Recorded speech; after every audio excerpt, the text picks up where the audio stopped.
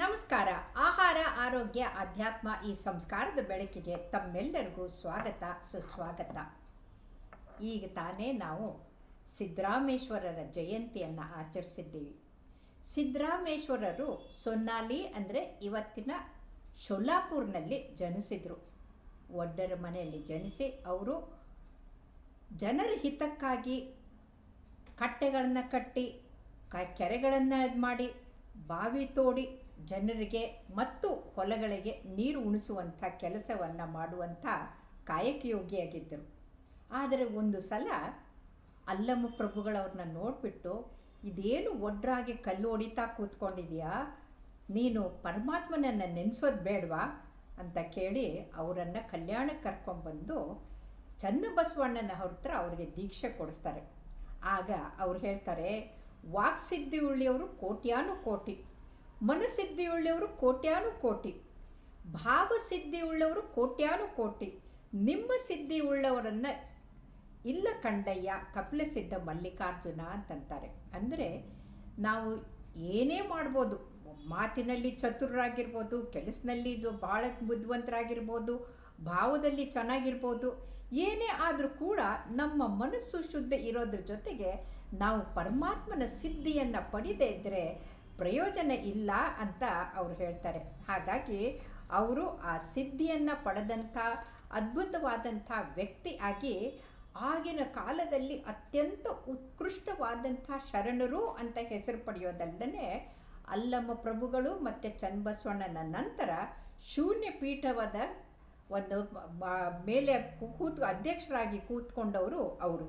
ಹಾಗಾಗಿ ಅವರು ಕರ್ಮದ ಬಗ್ಗೆ ಎಷ್ಟು ಅದ್ಭುತವಾದಂಥ ವಚನವನ್ನು ಹೇಳ್ತಾರೆ ಅಂದರೆ, ನಿರ್ಮಲ ಕರ್ಮವದು ಸದ್ಗತಿಗೆ ಸಾಧನ ನೋಡ ಅಂತ. ಯಾವಾಗ ನಾವು ನಿಷ್ಕಲ್ಮಶವಾದ ಮನಸ್ಸಿನಿಂದ ಸತ್ಯ ಶುದ್ಧವಾದಂಥ ಕಾಯಕ ಮಾಡ್ತೀವಲ್ಲ, ಅದೇ ಸದ್ಗತಿಗೆ ಸಾಧನ ಅಂತ ಹೇಳ್ತಾರೆ. ನಿರ್ಮಲ ಕರ್ಮವದು ಜ್ಞಾನಕ್ಕೆ ವರ್ಧನ ನೋಡ ಅಂತಾರೆ. ಯಾವಾಗ ನಮ್ಮ ಜ್ಞಾನ ನಿರ್ಮಲವಾಗಿರುತ್ತೋ, ಮಲಿನ ಆಗಿರೋದಿಲ್ವೋ, ಅದು ನಾವು ನಿಜವಾಗ್ಲೂ ಅದು ನಮ್ಮ ಜ್ಞಾನದ ವರ್ಧನೆಗೆ ಕಾರಣ ಆಗತ್ತೆ ಅಂತ. ನಿರ್ಮಲ ಕರ್ಮವದು ಕಪಿಲಸಿದ್ಧ ಮಲ್ಲಿಕಾರ್ಜುನ ಕೂಡುವ ಕೂಟ ನೋಡಂತ. ಅಂದರೆ ಪರಮಾತ್ಮನನ್ನು ಸೇರಲು ಬೇಕಾದಂಥ ನಿರ್ಮಲವಾದ ಕರ್ಮ ಯಾವುದು ಅಂತಂದರೆ ನಾವು ಅತ್ಯಂತ ಸತ್ಯಶುದ್ಧವಾದಂಥ ಕಾಯಕವನ್ನು ಮಾಡೋದು ಮುಖ್ಯ ಅಂತ ಹೇಳ್ತಾರೆ. ಹಾಗಾಗಿ ಅವರು ಏನೇ ಮಾಡಿದರೂ ಕೂಡ ಅತ್ಯಂತ ನಿರ್ಮಲ ಮನಸ್ಸಿನಿಂದ ಮಾಡ್ತಾ ಇರ್ತಾರೆ. ಹಾಗಾಗಿ ನಿಜವಾಗ್ಲೂ ಅವರು ಶರಣ ಶ್ರೇಷ್ಠರು ಅಂತ ಅನಿಸ್ಕೊಳ್ತಾರೆ. ಆಮೇಲೆ ಇವತ್ತೇನು ಅವರು ಕಟ್ಟಿದಂಥ ದೇವಸ್ಥಾನ ಇದೆಯಲ್ಲ, ಅದು ದಕ್ಷಿಣ ಭಾರತದ ಗೋಲ್ಡನ್ ಟೆಂಪಲ್ ಅಂತ. ಯಾಕಂದರೆ ಆ ದೇವಸ್ಥಾನ ಸುತ್ತಲೂ ನೀರಿದೆ, ಅದ್ಭುತವಾದಂಥ ಪರಿಸರ. ನಾನು ಅಲ್ಲಿ ಹೋಗಿ ನೋಡಿದ್ದೀನಿ. ನಿಜವಾಗ್ಲೂ ದೈವಿ ಶಕ್ತಿ ಅಲ್ಲಿ ತುಂಬಿ ತುಳುಕ್ತಾ ಇದೆ.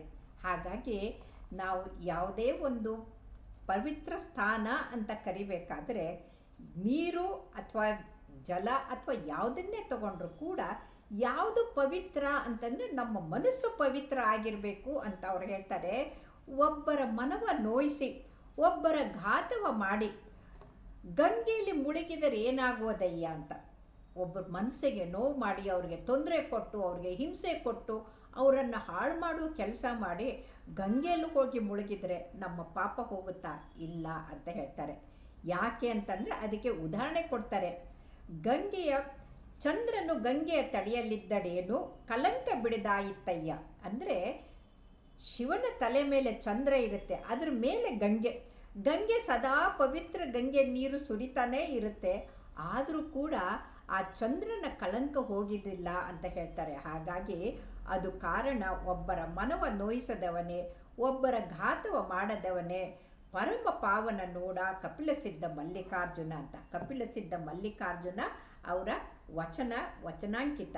ಹಾಗಾಗಿ ಅವರು ಕಪಿಲಸಿದ್ಧ ಮಲ್ಲಿಕಾರ್ಜುನನಿಗೆ ಹೇಳ್ತಾರೆ, ಯಾರು ಇನ್ನೊಬ್ಬರಿಗೆ ನೋವು ಮಾಡಲು, ಯಾರು ಉತ್ತಮ ಕೆಲಸ ಮಾಡ್ತಾರಲ್ಲ, ಅವರೇ ನಿಜವಾದ ಶರಣರು, ಅವರೇ ಪರಮಾತ್ಮನಿಗೆ ಪ್ರಿಯರು ಅಂತ ಹೇಳ್ತಾರೆ.